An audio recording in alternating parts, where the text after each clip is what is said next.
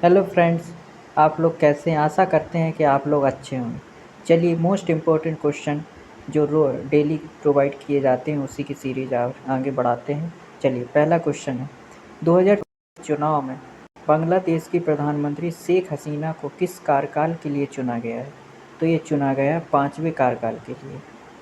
चलिए, शेख हसीना ने चुनाव में बांग्लादेश की प्रधानमंत्री के रूप में 5वीं बार जीत हासिल की है। चलिए, की पॉइंट जो है वो देख लेते हैं। जैसे कि इन्होंने 2009, 2014 और 2018 की आम चुनाव में निर्वाचित होने के बाद यह उनका लगातार चौथा कार्यकाल है। उनकी पार्टी का नाम है उनकी आवामी लीग पार्टी और मुख्य विपक्षी बीएनपी और उसके सहयोगियों के बहिष्कार के कारण आम चुनावों में 2/3 सीटें जीती हैं। हसीना की पार्टी ने 300 सीटों वाली संसद में 200 सीटें जीतीं, जबकि दिन भर चली वोटिंग खत्म होने के बाद भी गिनती जारी रही। चलिए, कन्फ्यूजन पॉइंट जो है वो देख लीजिए। शेख हसीना 2024 के चुनाव में 5 बार चुनी गई हैं, लेकिन वह 2009, 2014 और 2018 और 2024 के आम चुनाव में लगातार चौथी बार चुनी गई हैं। चलिए, क्वेश्चन नंबर दूसरा देखिए। एटीपी रैंकिंग में विश्व नंबर 1 बनने वाले पहले इटालियन कौन बने? तो पहले इटालियन जैनिक सिनर बने हैं। एटीपी रैंकिंग में विश्व नंबर 1 बनने वाले पहले इटालियन कौन बने? Jannik Sinner. चलिए, जैनिक सिनर कौन है? जैनिक सिनर विश्व में नंबर 1 एटीपी रैंकिंग हासिल करने वाले पहले इटालियन खिलाड़ी बन गए हैं। उन्होंने नोवाक जोकोविच को पीछे छोड़ दिया है। इन्होंने नोवाक जोकोविच को हरा दिया है और 1973 के बाद से इस स्थान पर पहुंचने वाले 29वें खिलाड़ी बन गए हैं। की पॉइंट्स देखिए। जैनिक सिनर विश्व नंबर 1 एटीपी रैंकिंग हासिल करने वाले पहले इटालियन बन गए हैं। इन्होंने नोवाक जोकोविच को पीछे छोड़ दिया है और 1973 के बाद से इस स्थान पहुंचने वाले 29वें खिलाड़ी बन गए हैं। चलिए, क्वेश्चन नंबर तीसरा देखते हैं। 31 अगस्त 2023 को भारत सरकार द्वारा रेलवे बोर्ड की पहली महिला अध्यक्ष के रूप में किसे नियुक्त किया गया है? तो ये किस नियुक्त किया गया है? जया वर्मा सिन्हा को। जया वर्मा सिन्हा को 31 अगस्त 2023 को भारत सरकार द्वारा रेलवे बोर्ड की पहली महिला अध्यक्ष नियुक्त किया गया है। चलिए, क्वेश्चन नंबर 4। किस राज्य ने छोटी दूरी की धावक हिमा दास को ब्रांड एम्बेसडर बनाया है? तो ये बनाया गया है असम। हिमा दास असम राज्य की एक भारतीय धावक हैं। वह छोटी दूरी की दौड़ में अपनी उपलब्धियों के लिए जानी जाती हैं, विशेष रूप से 400 मीटर वर्ग में। हिमा दास ने IAAF विश्व अंडर-20 चैंपियनशिप में ट्रैक स्पर्धा में स्वर्ण पदक जीतने वाली पहली भारतीय एथलीट बनकर इतिहास रच दिया है। राज्यों में खेल और युवा गतिविधियों को बढ़ावा देने के लिए उन्हें असम का ब्रांड एम्बेसडर नियुक्त किया गया है। उनकी नियुक्ति का उद्देश्य असम के युवाओं को खेलों में आगे बढ़ने और तथा राज्य और देश का नाम रोशन करने के लिए प्रेरित करना है। चलिए, एडिशनल इन्फॉर्मेशन देख लेते हैं। बिहार के बारे में जो कुछ पॉइंट हैं वो आप लोगों को बता देते हैं। जैसे कि बिहार अपनी समृद्ध सांस्कृतिक विरासत और ऐतिहासिक महत्व के लिए जाना जाता है। यह बौद्ध धर्म और जैन धर्म का जन्म स्थान है। राज्य ने विभिन्न क्षेत्रों में कई प्रमुख नेताओं और हस्तियों को जन्म दिया है। चलिए, गोवा के बारे में देख लेते हैं। गोवा अपने खूबसूरत समुद्र तटों और जीवंत पर्यटन उद्योग के लिए प्रसिद्ध है। यह घरेलू और अंतर्राष्ट्रीय दोनों पर्यटकों के लिए एक लोकप्रिय गंतव्य है। गोवा भारतीय और पुर्तगाली संस्कृतियों के लिए अनूठे मिश्रण के लिए जाना जाता है। चलिए, हिमाचल प्रदेश के लिए बारे में जान लेते हैं। हिमाचल प्रदेश अपने मनोरम परिदृश्य और हिल स्टेशनों के लिए जाना जाता है। यह राज्य साहित्यिक खेलों का केंद्र है और बड़ी संख्या में पर्यटकों को आकर्षित करता है।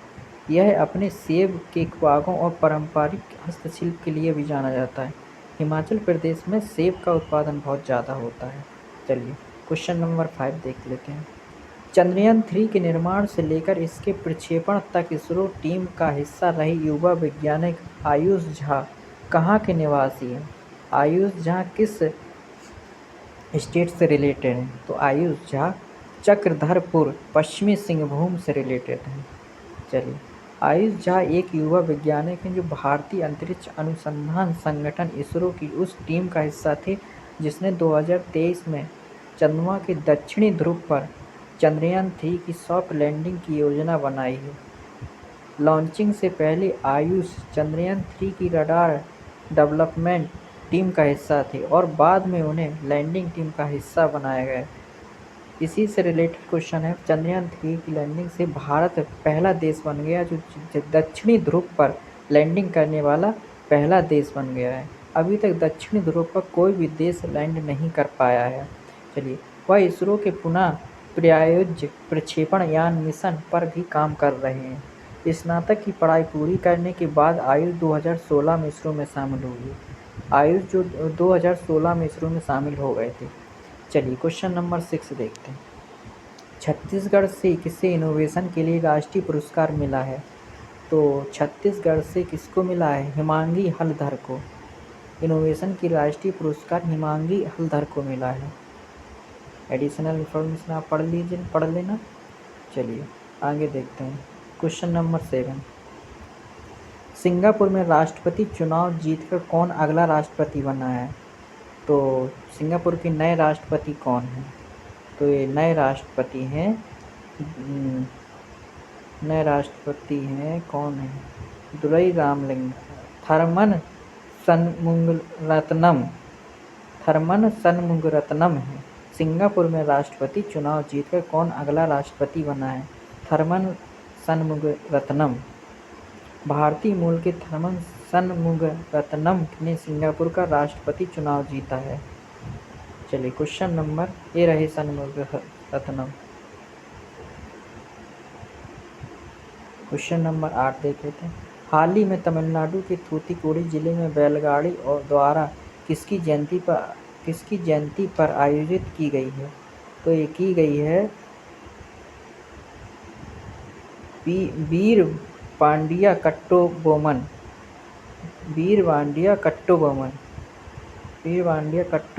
की 265वीं जयंती के अवसर पर थूथुकुडी जिले में बैलगाड़ी दौड़ आयोजित की गई है।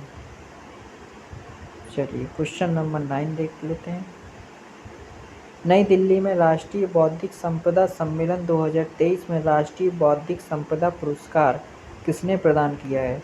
जो नई दिल्ली में राष्ट्रीय बौद्धिक संपदा सम्मेलन 2023 में आयोजित हुआ है, तो राष्ट्रीय बौद्धिक संपदा पुरस्कार किसने प्रदान किया है? तो एक प्रदान किया है केंद्रीय वाणिज्य और उद्योग मंत्री पीयूष गोयल ने। न्यूज़ देख लेते हैं। केंद्रीय मंत्री पीयूष गोयल ने राष्ट्रीय बौद्धिक संपदा सम्मेलन 2023 के दौरान बौद्धिक संपदा अधिकार (IPR) के महत्व पर प्रकाश डाला है। उन्होंने कहा कि प्रौद्योगिकी और नवीन विचार विकास के दोहरे इंजन हैं और IPR वह ईंधन है जो इस इंजन को शक्ति प्रदान करता है। चलिए, क्वेश्चन नंबर 10 देख लेते हैं, जो आपका लास्ट क्वेश्चन है। अफ्रीका में दौड़ लगाने वाले पहले व्यक्ति कौन हैं? तो पहले व्यक्ति हैं अफ्रीका में दौड़ लगाने वाले रस कुक। चलिए, रस कुक अफ्रीका में दौड़ने वाले पहले व्यक्ति हैं। इस उल्लेखनीय उपलब्धि में अफ्रीका महाद्वीप के कई देशों और विविध भूभागों की यात्रा शामिल थी।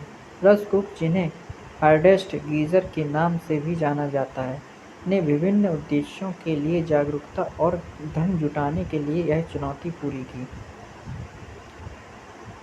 रस कुक एक धैर्यवान एथलीट हैं जो अत्यधिक चुनौतियों का सामना करने के लिए जाने जाते हैं। चलिए, इसी से आपके क्वेश्चन समाप्त होते हैं।